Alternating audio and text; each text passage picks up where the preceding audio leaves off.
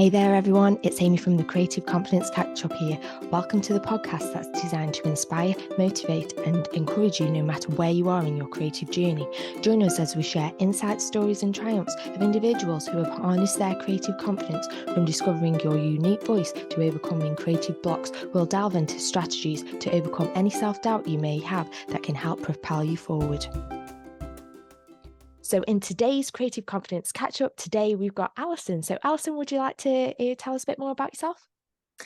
Hi, Amy. Thanks for having me on your podcast. I'm Allison, and I am 50 years young, and I am a confidence coach to parents of children with special needs and disabilities. I have 30 years experience of bringing up children with disabilities and special needs. I'm also disabled myself.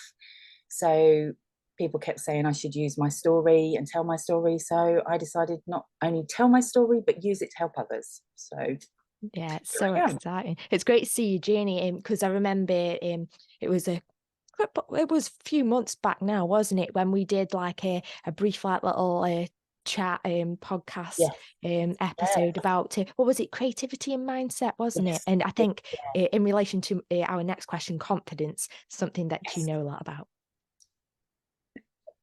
I do, yeah. And it's weird actually, because if you'd have asked me this question probably about 12, 13 years ago, I would have been, there's no way. I was absolutely mental mess, struggling with disability, children with disabilities.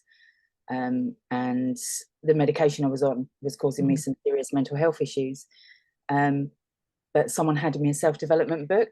I started reading The Law of Attraction by Michael Lozier, and I just love soaking up knowledge. So I read more. I started following people on social media, and just changed the way I not only helped myself, but my children as well, with that, being able to be more confident in how I looked at what was going on, how I perceived what was going on, and my response to it more than anything else. So yeah, that was the start of my journey. That's so cool. It's quite nice as well, like in regards to like my own mission statement, like helping people to feel, well, creatives a lot of the time, depending on whatever form you see it, to feel more confident in their abilities. And what I find, like, because we met on like Heartbrand Academy with Steve and stuff like that, like we have that sort of interconnection, I suppose, in relation to helping people find themselves in a deeper sense, isn't it? I think both of us, I've been on the Heartbrand Academy a year now, and I think for both of us from the very beginning, it was a very tearful and kind of intense, truthful journey for the both of us. And I think we've come on in leaps and bounds massively in that year, but also supporting each other. I think that's the great thing as well. We've been able to support each other with, the various things. So I think that's definitely a great thing. So yeah, definitely. And then obviously my next question in terms of community, so like you've said, you help others, families with disabilities, etc. Would you like to tell us a bit more about your community and how that's been formed? yeah, it was really bizarre actually. I've never been great with Facebook groups, and really struggled in my previous business with network marketing, and just never, I didn't know that many people. And obviously starting with Heartbrand, I did the video Courage Before Confidence, and started just doing the videos. And I'd never really thought much of TikTok, to be honest. I thought that was a young person's kind of platform, just silly videos of dancing and that. And I think I even did a video once saying, because I'm in a wheelchair and because of my condition, I can't do all the singing and the dancing, and it got thousands of views. But it just started with me being honest on TikTok and telling my story of my children. And it just so happened that I'd met a guy when I went to look for a Motability car that had a child with disabilities, and he'd been having issues with DLA for his Down syndrome child and Blue Badge. And I gave him all the information he needed, and he was nearly in tears. I put it on TikTok just as a minute video, and it went bananas. And so many people came to me with their story, and I was like, wow, I could help so many people on here. And it's just gone from strength to strength. I think one of my top videos is sitting at 310,000 views. And it just, obviously learning from Steve to mention my Facebook group and use that. So yeah, so I'm building now my Facebook group from TikTok. That's amazing. And I suppose, like, in terms of like your confidence now, and like obviously as it stands with the creativity piece, I suppose by using your experience, you've and sharing that with others and being vulnerable, you've actually created your own confidence in a way. Indeed. Yeah, I think it's a bit of both. I think Yeah. definitely telling my story, being more confident, being able to help others has made not only them feel good, but me feel good for helping others. And I think that's a massive thing in mindset, is doing whatever it is you can creativity wise to help others, be it art, be it writing. Obviously, I'm waiting for my book to be published, or just telling your story and your experiences and saying, look, it's going to be okay. You know, Mm. my kids are now 30, 26, and 24. It will be okay.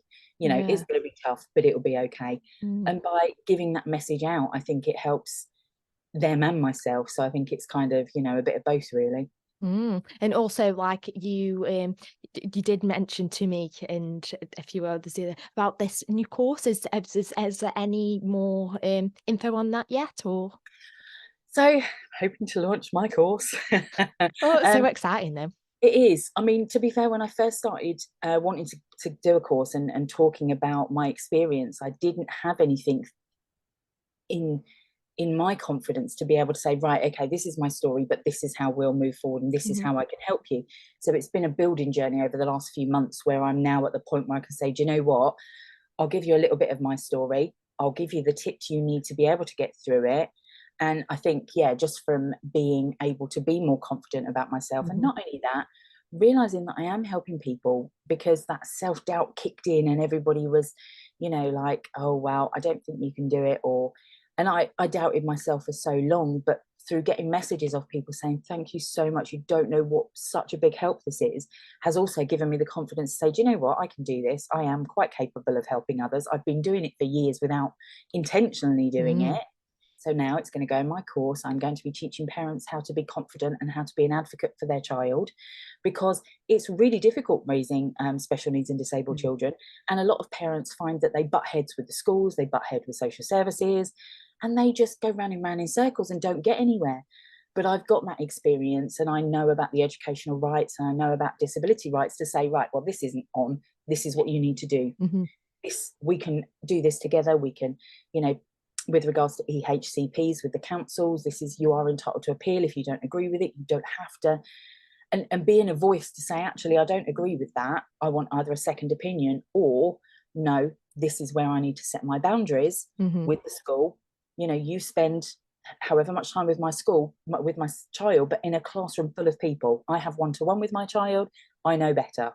Mm. I think a Mm. lot of people butt heads with teachers, and, you know, there's no way a teacher can know exactly 100% what is going on with that child when they've got a classroom of 30 odd children. Yeah. The needs are so With, different, yeah, aren't they? Like, yeah. yeah. And I think a lot of them undermine parents, and that's not on. So that's what Mm. I'm here for, to help them be more confident, stronger, and say, actually, I don't agree with your decision, Yeah. but we can work it out together. Not just be, oh, well, I don't agree with you and kind of, Mm. you know, you're wrong. Let's work it out together. So yeah, That's that's what my course is going to be based on. exciting. Well, that sounds really, really cool. So like, as we come towards the end of this week's Mhm. episode, my last little bit of or my question to you is words of wisdom, words of encouragement, anything that you think might be insightful for others. Be strong, be brave, and also remember that although you may be having a day where your child is screaming at you, throwing things at you, just generally, I hate you, I wish I had different parents, it is a frustration for your child. But remember, that's just a bad day. There'll be great days, there'll be bad days, but you can get through it. There is light at the end of the tunnel. I'm living proof of that. Just, you know, just remember, it's not your fault, and, you know, we can get through this together. That's amazing. Thank you so much for coming on Very today, welcome. Alison. Really means a lot.